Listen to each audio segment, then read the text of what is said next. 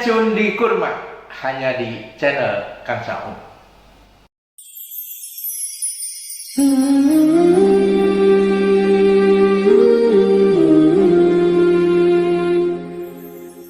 Bismillahirrahmanirrahim. Alhamdulillahirabbil alamin. Sahabat-sahabat Kang Saung, Allah Subhanahu wa taala menyatakan, A'udzubillahi minasyaitonirrajim. Syahrul Ramadan alladzi unzila fihil Qur'an. Hudal linasi wa bayyinatin minal huda wal furqan. Bahwa sesungguhnya di bulan suci Ramadan diturunkan Al-Qur'an. Untuk apa Al-Qur'an diturunkan?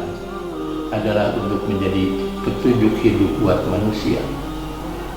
Begitu juga Al-Qur'an memberikan informasi kepada kita manusia di alam semesta ini, bisa membedakan mana yang benar dan mana yang salah, mana yang hak dengan yang batil. Sahabat-sahabat sekalian yang dicintai oleh Allah dan dimuliakan oleh Allah, kebutuhan manusia terhadap petunjuk adalah kebutuhan yang sangat prinsip, kebutuhan yang mutlak, kebutuhan yang tidak bisa tidak harus dimiliki oleh manusia agar hidupnya benar, agar hidupnya bahagia, agar hidupnya mencapai cita-cita yang diharapkan. Dan di dalam kehidupan kita tidak lepas dari petunjuk-petunjuk itu. Jangankan urusan hidup yang menyangkut bahagia dunia dan akhirat, dalam kehidupan kita sehari-hari saja memerlukan aturan, pedoman, dan petunjuk itu.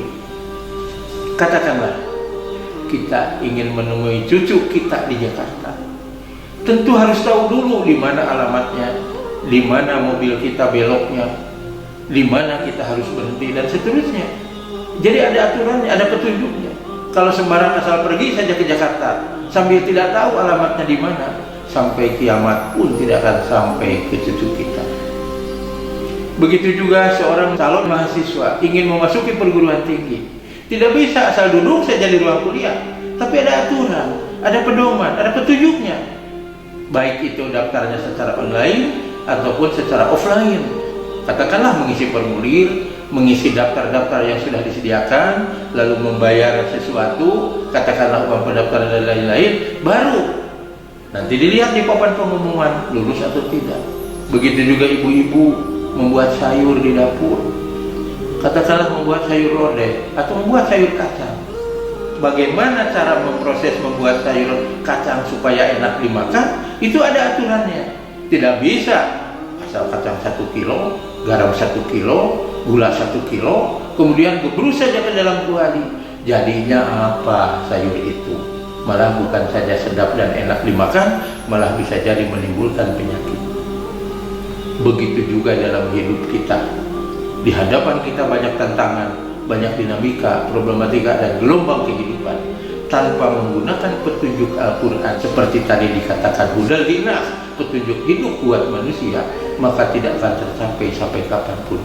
Karena ini apalagi menyangkut prinsip hidup, prinsip kebahagiaan, prinsip tercapainya harapan di dunia ini hari ini, di akhirat kelak pun jauh di sana. Oleh karena itu, kebutuhan manusia terhadap petunjuk hidup, Al-Quran, Al-Hadis, dan ijtihad para ulama yang sekarang ini sudah nyebar di mana-mana, sesuatu yang sangat mutlak diperlukan. Tanpa itu, kita akan hidup seperti berjalan di tengah malam yang gelap gulita. Kita tidak tahu di depan itu ada pohon yang besar.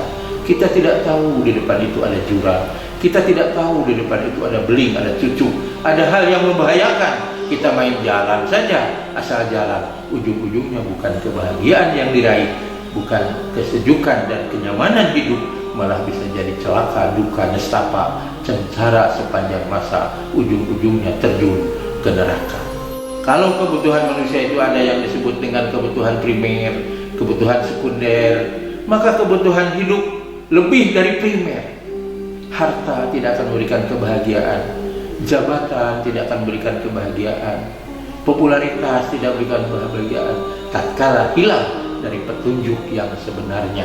Bagaimana harus kita berjalan di tengah-tengah alam semesta yang penuh dengan onak dan duri serta godaan-godaan dan bujuk rayuan setan ini. Marilah kita kembali kepada petunjuk Al-Quran. Wallahu a'lam bishawab.